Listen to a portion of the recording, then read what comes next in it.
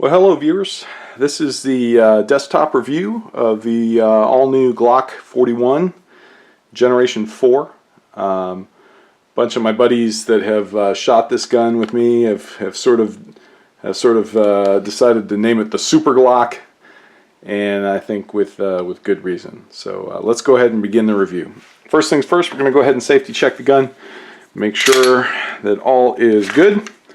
Got an empty magazine there, empty chamber there, no ammunition, so we are good to go. We're going to go ahead and do a muzzle to hand swell review, but this is, the Glock 41 is the new 45 caliber long slide narrow frame gun, or narrow slide gun, and I gotta tell you, I absolutely adore it. I'm a big 45 caliber guy, and this particular gun, give you guys a good view of it, this particular gun has just some amazing characteristics that make it one of the nicest shooting pistols I think that Glock makes. It is absolutely one of the finest shooting 45 autos I think made, period. So those are some pretty big claims, but let me go over the reasons why I think that. So first and foremost, I've got this Glock modified in a couple different ways, and we'll go over that. The first thing is the sight. So I've got these fiber optic night sights that are on there. Really nice, clean sight picture, both day and night.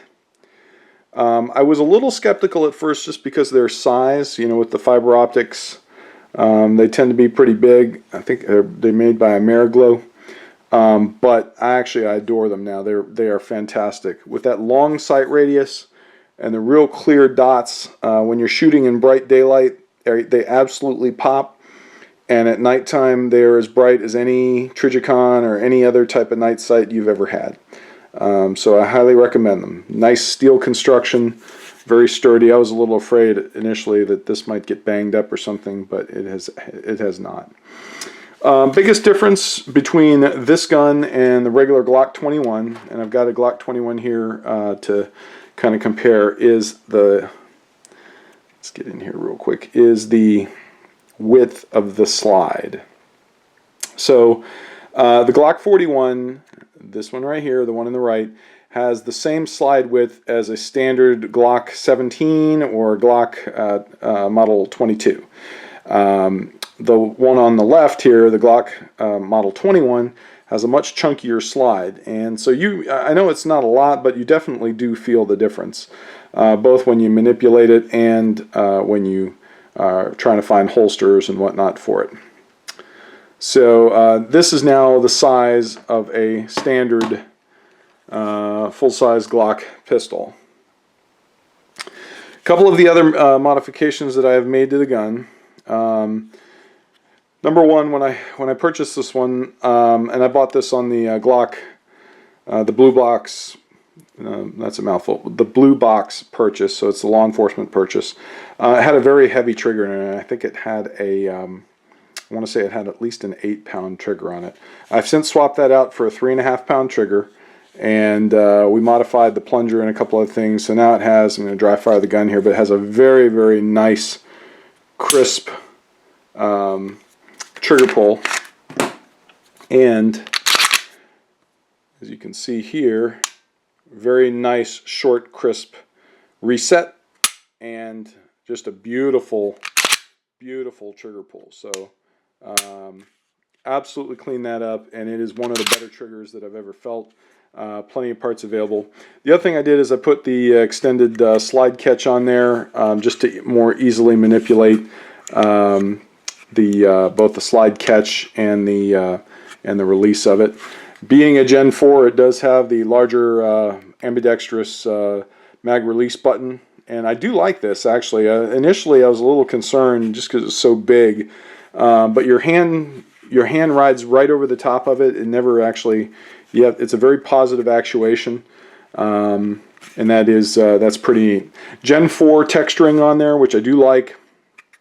It's got these little pyramids. See it up close there. It's got these little, well, I guess they're not pyramids, but they're little squares. But they have a fantastic texturing that manages to, when your hands are wet, it manages to really stay nice and grippy. And when your hands are dry, it doesn't tear your hands up like the RTF finishes did. So I do like that. And then also, of course, being the Gen 4, it has the interchangeable back straps. And I do like this. I use this one with the beaver tail on there because I tend to have a very high grip on these pistols. And this is absolutely comfortable and keeps my hand from getting chewed up by the slide, which has never really been a problem with me, but except for some of the smaller guns, but I do like this particular one. Down below here, I've got the Surefire X300 Ultra on there, and I got to tell you, it's the perfect size tack light for the gun. The controls are very easily manipulated by your fingers here. As you can see, the one cool thing about the X300, it has a pretty unique switch. You can either push the switch directly forward, like that, to activate it, or of course you can toggle it, and you can either leave it on or you can do instantaneous on. Typical of Surefire, extremely high quality, beautiful light, and I think it works perfectly with this gun. Just the aesthetics of it, the size, everything looks really nice. So I know a lot of you are asking, well, how does it shoot?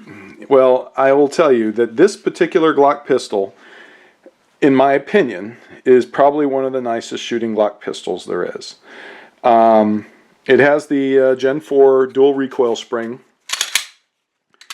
and that does a phenomenal job of soaking up the recoil from that .45 caliber slug. In fact, it recoils just straight back in your hand. There's very little muzzle flip to it, and you can stay on target, and you can hit it with follow-up shots very, very quickly. The long sight radius on this makes it very accurate. Absolutely love the sight radius on it. The overall feel of the pistol is very good. It's typical Glock, guys. You know, there's no. It's been obviously Glocks have been talked about ad nauseum, so I won't go into it. But there's a level of confidence that you have when you're shooting a Glock pistol. There's a level of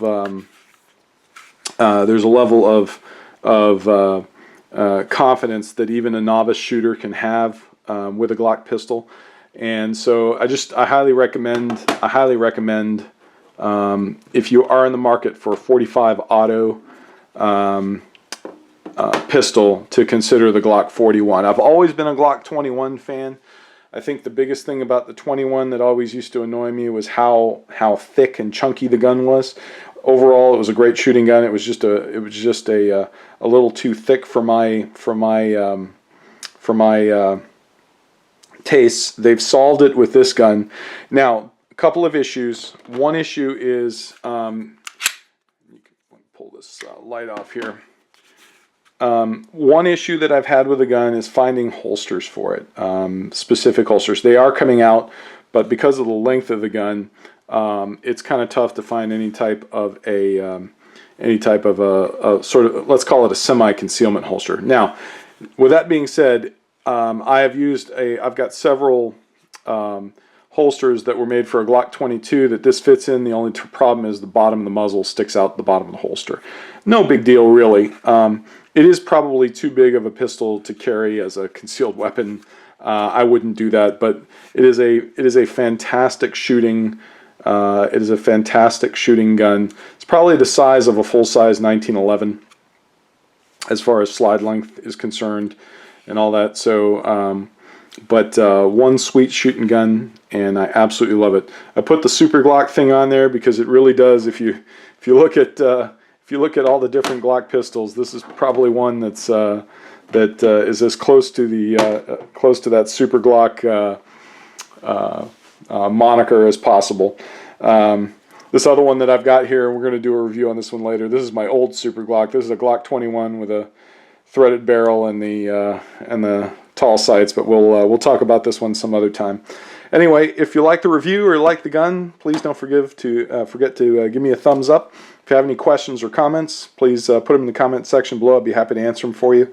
And don't forget to subscribe and share it with your friends. We've got a whole bunch more videos coming, so stay tuned. Thanks so much for watching, guys. Talk to you soon. Bye.